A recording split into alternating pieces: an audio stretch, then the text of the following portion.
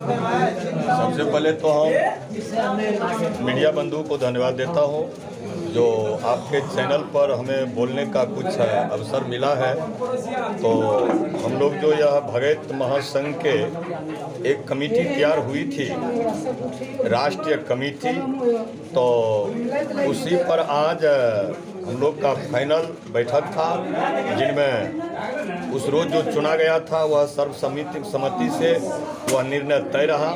और जो बचा है वह पर हम लोग पुनः विचार करके जो हमारे गार्जियन के समान लोग बचे हुए हैं तो हम लोग आपस में मिलजुल कर उसको वितरण कर लेंगे। क्या नाम है? हमारा नाम सुभाष पंजार है। क्या पद मिला?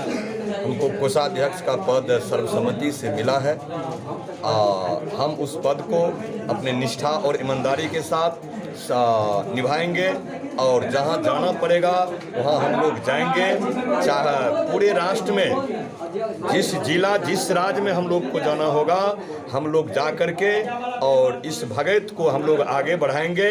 जो लोग जैसे समझेंगे वैसे हम लोग समझाने का प्रयास करेंगे।